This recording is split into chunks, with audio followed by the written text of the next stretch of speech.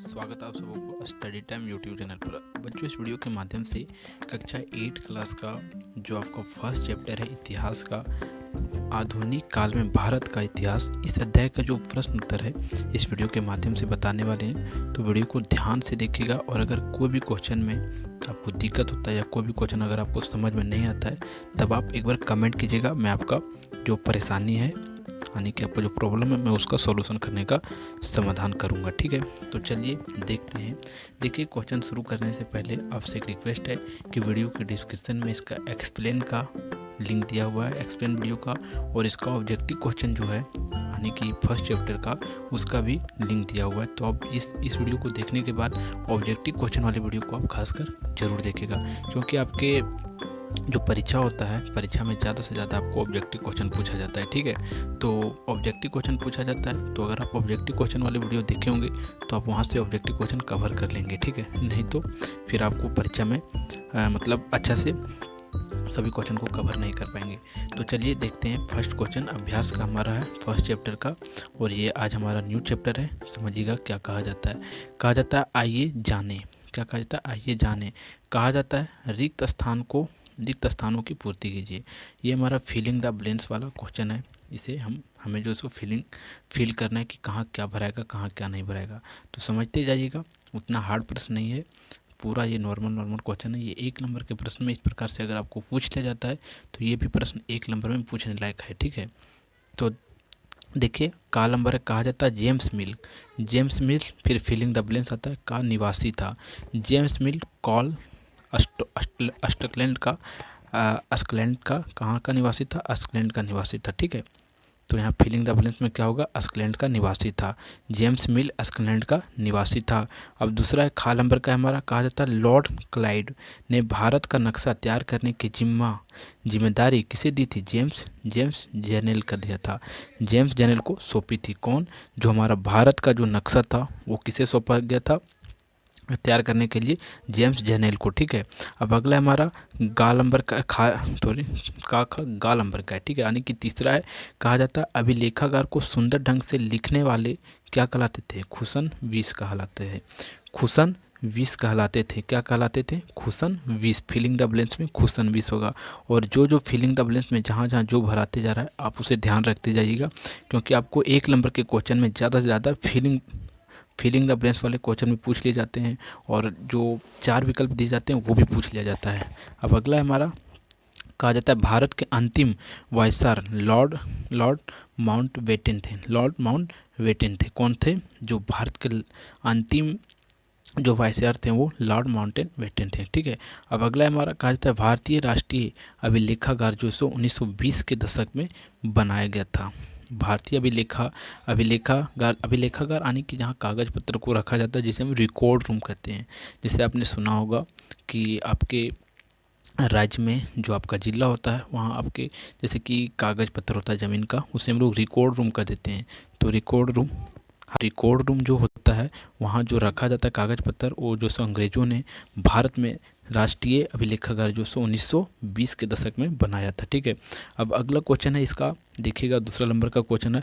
कहा जाता है कौन सा गलत है और कौन सा सही है, उस पर हमें सही और गलत का निशान लगाना है। तो समझिएगा, कहा जाता है सही पर सही का निशान लगाइए और गलत पर गलत का निशान लगाइए। कहा जाता है लोगों ने चाय पीना कब से शुरू किया, इसकी निश्चित तिथि बताया जा सकता है? नहीं, लोग जो सो कब से चाय पीना स्टार्ट किया ये हमें निश्चित तिथि जो सो किसी को अभी तक पता नहीं है। तो ये हमारा क्या होगा? गलत हो जाएगा कि इसका निश्चित तिथि नहीं पता है। अब दूसरा है।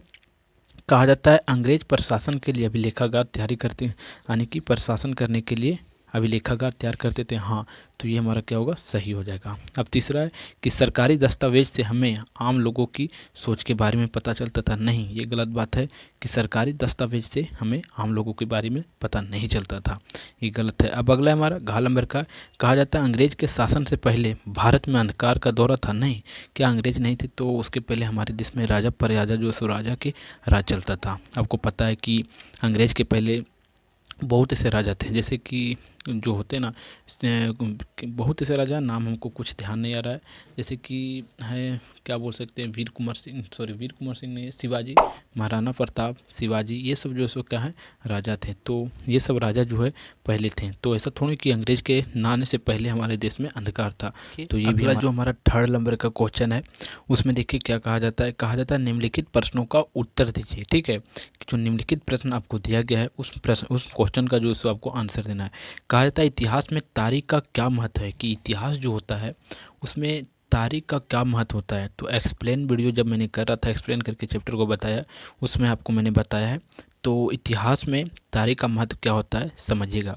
देखिए उत्तर इसका क्या है, कहा जाता है इतिहास अलग अलग समय पर होने वाले परिवर्तन के संबंध में बताता है। देखिए इतिहास में क्या करता है, जैसे कि देखिए अगर हमारे क्या बोल सकते हैं, हमारे दादा दादा के दादा थे, तो अगर हमें उनके बारे में नहीं पता है, तो अगर कोई व्यक्ति अगर तारीख लिख देता है कि इस तारीख के आपके दादाजी यानी कि परदादा की मृत्यु हुआ था, तो हमें पता चल जाता है कि तारीख का क्या महत्व है। ठीक है, कि हमारे दादाजी उस दिन एक्सपायर हुए थे, या परदादा हमारे दादा के जो दादाजी थे उस दिन एक्सपायर हुए थे।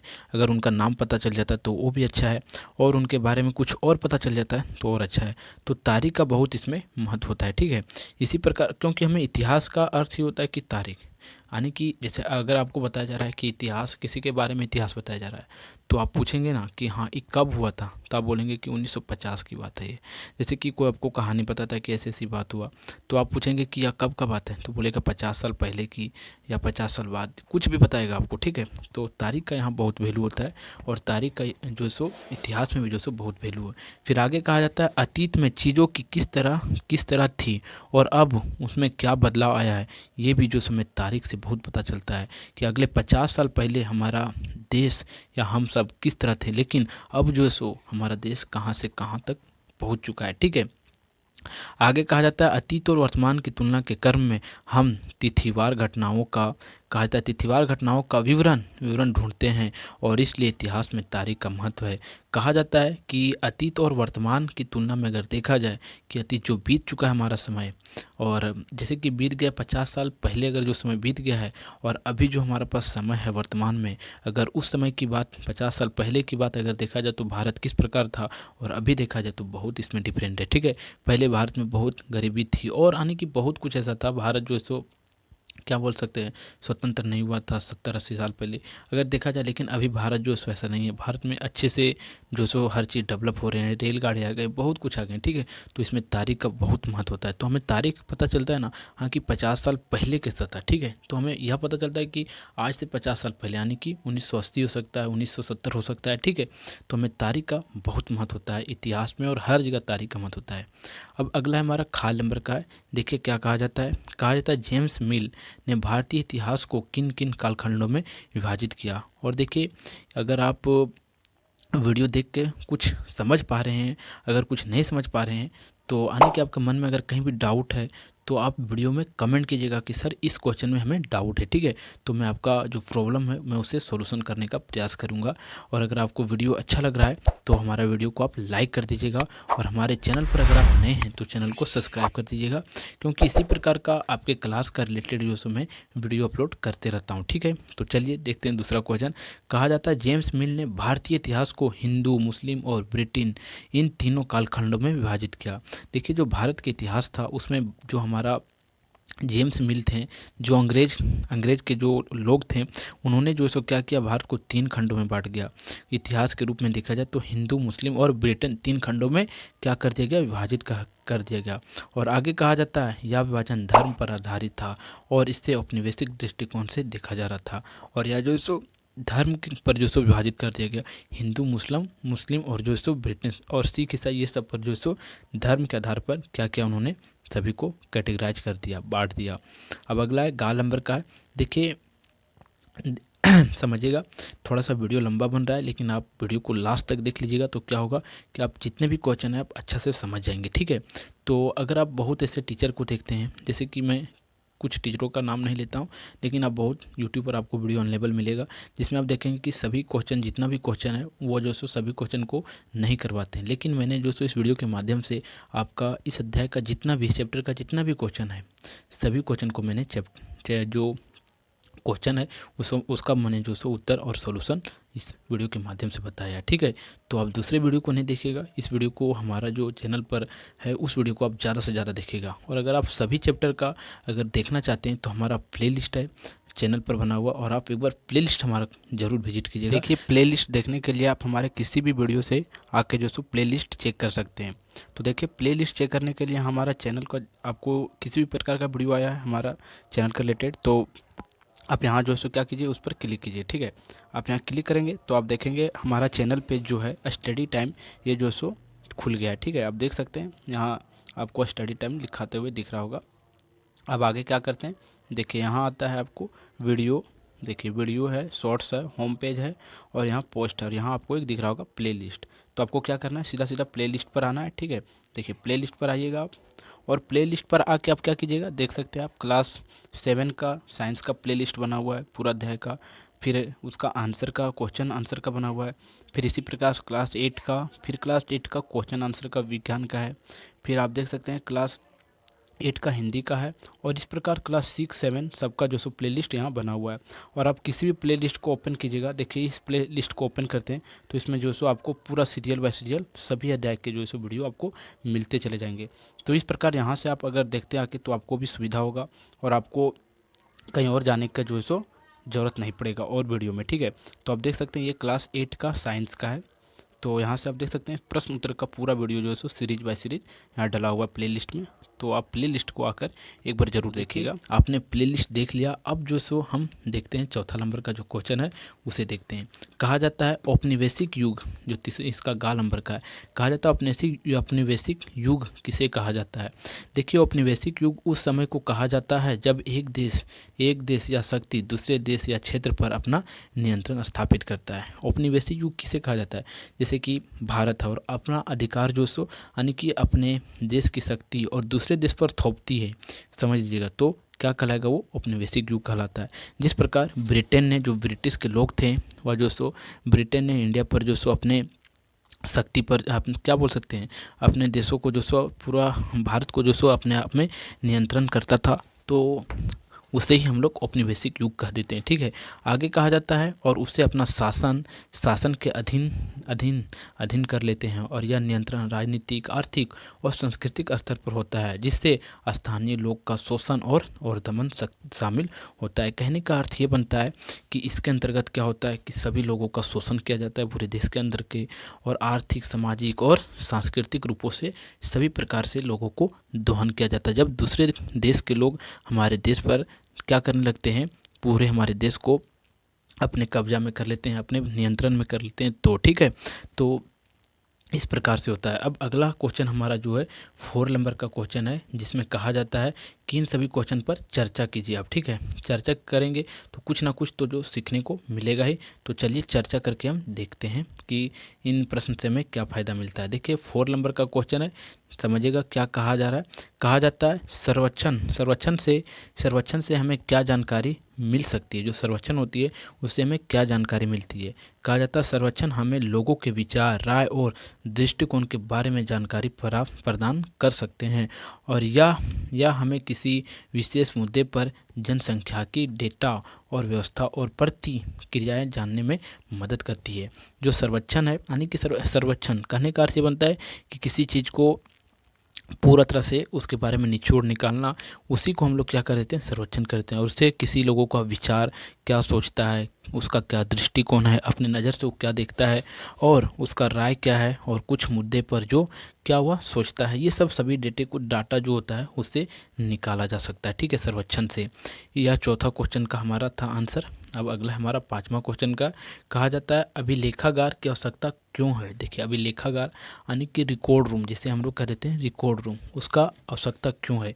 देखिए समझिएगा, जैसे आपका ब्लॉक होगा, ठीक है, ब्लॉक में आप देखते होंगे कि आपके जो खतियान होते हैं, जैसे ज़मीन का खतियान, केवल्ला, ये सब चीज़ें होती हैं, कागज़ पत्तर, तो वहाँ आपको ब्लॉक में आपको मिल जाता है। तो जो रूम में रखा जाता है, वो जिस जगह रखा जाता है, उसे हम लोग अभिलेखागार, या तो हम इंग्लिश में उसे क्या कह देते हैं, रिकॉर्ड रूम कह देते हैं। और वहाँ आप जाते होंगे तो देखते होंगे आप वहाँ कागज़, अपने खतियान या कुछ अन्य प्रकार के कागज़ जो ज़मीन के रिलेटेड हो या किसी अन्य चीज़ के रिलेटेड हो, तो वहाँ आपको अभिलेखागार में उन कागज़ को मांगने पर मिल जाता है।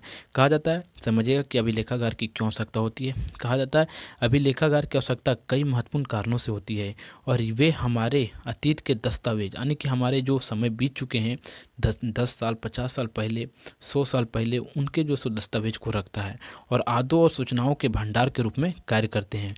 और आगे कहा जाता है वे ऐतिहासिक घटनाओं और व्यक्तिगत जीवन और संगठनों में। अगला क्वेश्चन देखिए जो 6 नंबर का है। देखिए 6 नंबर का क्वेश्चन कहा जाता है, कहता है आधुनिक भारत के ऐतिहासिक स्रोत कौन कौन से हैं। देखिए जो आधुनिक भारत यानी कि आधुनिक का अर्थ क्या होता है, अभी के भारत में आधुनिक का अर्थ हुआ पहले का भारत। ठीक है, कि जो पहले के भारत था जैसे कि आज से 50 साल पहले 100 साल पहले उसके ऐतिहासिक स्रोत हमारे पास क्या क्या है पहले की चीज़। ठीक है, अभी का वर्तमान कहलाता है लेकिन पहले का आधुनिक कहलाता है। तो देखिए हमारे पास क्या क्या उसके ऐतिहासिक स्रोत है, समझिएगा। कहा जाता है आधुनिक भारत के ऐतिहासिक स्रोत कई प्रकार के होते हैं, जिनमें साहित्य, पुरातकालीन और भौतिक सांस्कृतिक के स्रोत शामिल है। ठीक है, कहने का अर्थ ये बनता है कि देखिए हमारा जो आधुनिक भारत का जो हमारे आधुनिक भारत का जो स्रोत है किस चीज़ का ऐतिहासिक स्रोत है, वो हमारा मुख्य रूप से अगर देखा जाए तो हमारा सांस्कृतिक है। हमारा सांस्कृतिक ही जो सो बताता है कि ये भारत का ऐतिहासिक स्रोत है। ठीक है, आगे कहा जाता है इन स्रोत का उपयोग करके हम आधुनिक भारत ऐतिहासिक को बेहतर ढंग से समझ सकते हैं। और कहा जाता है कि इन्हीं सब जो हमारा ऐतिहासिक स्रोत है इसके बारे में हम अध्ययन करके जान कर जो सो आधुनिक भारत का जो ऐतिहासिक स्रोत है उसके बारे में हम बेहतर ढंग से समझ सकते हैं। अब अगला क्वेश्चन 7वां नंबर का क्वेश्चन है, समझिएगा। देखिए क्या कहा जाता है। देखिए कहा जाता है अगर इतिहास में अवधियों तय नहीं होती तो हमें किन किन परेशानियों का सामना करना होता। देखिए कहा जाता है कि अगर इतिहास में, जैसे देखिए इतिहास क्या अर्थ होता है, इतिहास का अर्थ क्या होता है, जो हमें बीती इतिहास यानी कि जो हमें अतीत की कहानी को बताता है उसे हम इतिहास कहते हैं। तो अगर इतिहास में अगर हमारे पास निश्चित तिथि नहीं होता तो क्या हमें जो सो समझने में बहुत परेशानी होता। जैसे कि समझिएगा जैसे इंडिया और पाकिस्तान का युद्ध हुआ था 1971 में। ठीक है, तो उस वार में हुआ था 1971 में जब वार हुआ था, युद्ध हुआ था और प्रथम विश्व युद्ध भी हुआ था, आप जानते हैं। तो इंडिया और पाकिस्तान का युद्ध हुआ था 1971 में। हमें पता है क्या, हमें पता है तारीख, हमें पता है अवधि, पता है समय, पता है कि किस दिन और किस तारीख को और कब हुआ था। ठीक है, इस चीज़ हमें पता है। अगर हमें वो चीज़ नहीं पता होता तो हम ऐसे कैसे बोलते हैं कि भारत और पाकिस्तान को जो है सो युद्ध कब हुआ था। तो अवधि जो इतिहास में होता है, समय जो होता है या तो तारीख बोल सकते हैं, बहुत ही इम्पोर्टेंट होता है। ठीक है, इतिहास में तो इतिहास में तारीख को बहुत ही महत्वपूर्ण महत्व माना गया है। देखिए आंसर को इसका समझिए। कहा जाता है इतिहास को अलग अलग कालखंडों में बांटने का प्रयत्न इसलिए किया जाता है जिससे किसी एक द्वारा अथवा समय अवधि की विशेषताओं तक उसके केंद्रित तत्वों तक समझा जा सकता। और देखिए कहा जाता है कि इसी कारण से इतिहास को जो सो अलग अलग कालखंडों में बांटा जाता है कि इतिहास को और बेहतर तरीक़ा से समझा जा सके। ठीक है, अब इसका अगला प्रश्न है, अगला क्वेश्चन नंबर है 8वां क्वेश्चन नंबर है और इस अध्याय का लास्ट क्वेश्चन नंबर है। ठीक है, कहा जाता है इतिहास में तारीख का महत्व होता है, क्या आप इससे सहमत हैं। इतिहास में तारीख का क्या महत्व होता है। ठीक है, इतिहास में तारीख का महत्व होता है, आप इसके बारे में समझा सकते हैं हमें, तो सहमत हैं। समझिएगा कहा जाता है उत्तर में कि इतिहास में तारीखें महत्वपूर्ण है क्योंकि वे हमें घटनाओं के अनुक्रम और जिन संदर्भ में वे घटित हुए हैं और उसे समझने में मदद करती है या जानकर कि घटना कब घटित हुई है हम उसके बीच कारण और प्रभाव संबंधों का पता लगा सकते हैं। कहने का अर्थ ये बनता है कि इतिहास में जो हमारे पास जो घटना घटित हुआ रहता है उनके बारे में जो सो हम समझ लेते हैं। इसी कारण से हम इतिहास में जो सो तारीख का महत्व होता है। देखिए तारीख बहुत इंपॉर्टेंट होता है इतिहास में। मैं बार बार शुरू से ये बात आपको रिपीट करते आ रहा हूँ। जैसे कि बोलना आपको कि प्रथम विश्व युद्ध हुआ, तो प्रथम विश्व युद्ध कब हुआ उसका तो कुछ निश्चित तारीख होगा ना। तो तारीख है तभी तुम्हें पता है कि प्रथम विश्व युद्ध हुआ। इंडिया ने पाकिस्तान पर हमला किया 1971 में किया और किया, तो आपको पता होगा कि हाँ किया, तो इसका फिक्स डेट है ना कि 1971 में हुआ, तो उसका तारीख तो है कुछ और तारीख के कारण से ही इतिहास में महत्वपूर्ण बातें बन जाती है। और देखिए इस प्रकार से इस अध्याय का जो प्रश्न उत्तर था, जितने भी क्वेश्चन थे सभी क्वेश्चन जो सो समाप्त होता है। अगर आपको वीडियो अच्छा लगा हो तो वीडियो को लाइक कर दीजिए आप, और हमारे चैनल पर अगर आप नए हैं तो चैनल को सब्सक्राइब करके जाइएगा। और लास्ट तक वीडियो देखने के लिए बहुत बहुत धन्यवाद। तो फिर मिलते हैं आपको एक नए वीडियो में, तब तक के लिए जय हिंद, जय भारत।